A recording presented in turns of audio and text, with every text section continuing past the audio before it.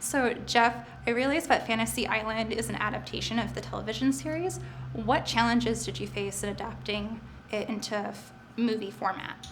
Well, the challenge was to both honor the underlying material, but then also do something completely different. So just, for example, from a structural standpoint, I wanted the movie to begin the exact same way, right? You meet the guests as they get off the plane. I didn't want to meet them at home. I wanted to meet them when they got off the plane.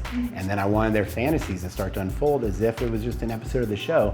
And then I wanted them to collide together and become something bigger than an episode of the show. Because if you actually watch the show, there isn't a single episode where the fantasies overlap that I'm aware of. I'm 99.9% sure that's true. And so in our movie, when they do cross, that's when we're completely reinventing the structure of the show. What difficulties did you have in dealing with just the natural environment? Because I'm sure there are plenty. Yeah, well, Fiji is incredibly beautiful. It's nature at its most awesome, but as you pointed out, that creates a lot of problems too. I mean, rain and mud and it just, heat. They're almost too, again, numerous to list, and you just have to embrace it. You can't wait for the perfect moment to shoot. You just have to say, this is the perfect moment.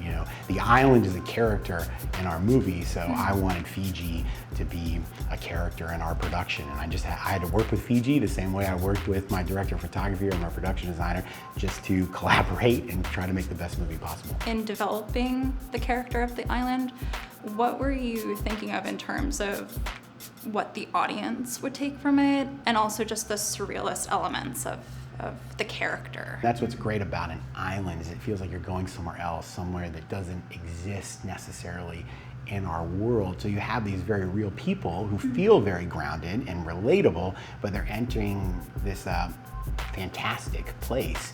And so we kind of took our time drawing them in the same way we wanted to draw you, the audience, and so that you felt like it was relatable, you felt that it was real, but very quickly you started to accept that there was something surreal going on here. So you've worked with Jeff previously. How did you come to be involved in Fantasy Island? Did he reach out to you? Yeah, I was actually, because I had worked with him on Truth or Dare, and we had really created a great friendship throughout that experience. And I was actually filming an episode of Ryan Hansen's YouTube show, and Ryan Hansen is actually in Fantasy Island. Yeah. So Jeff had the conversation, and Jeff was directing this episode of Ryan Hansen's show. Okay. So it was there that he brought up the idea of me being a part of it, and like filming in Fiji, doing a remake of a really popular TV show. Like I was all the way in, and then I read the script and I was like, this character is so fun and someone I've never played before. So yeah, it was a no-brainer for me. Speaking of your character, Melanie, she's kind of complex. What was it like tackling that role, especially since it wasn't one that you've ever done before? Yeah. I mean, she has a really interesting arc, and usually I play the good girl, and I loved the fact that her one wish in the world was to get revenge on a childhood bully, because in order for that to be her wish, she must be really dark and twisted and traumatized. And to get in that headspace was really fun, but tricky because we're very different people, and you kind of I had to find myself in her a little bit. But in her head, she is the good guy, and she's getting justice, and sort of like the hero of her own little movie. The role's kind of physical, and there's a lot of physical stunt work that goes on. Did you guys have stunt people to help you out? We did. We had a lot of stunt coordinators.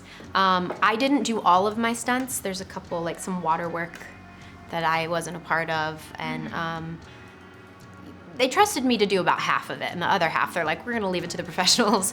But a lot of the actors did do all of their stunts as well, and there was a lot of rehearsal time. But the movie in general was very physically demanding. I mean, we're running around, we're running up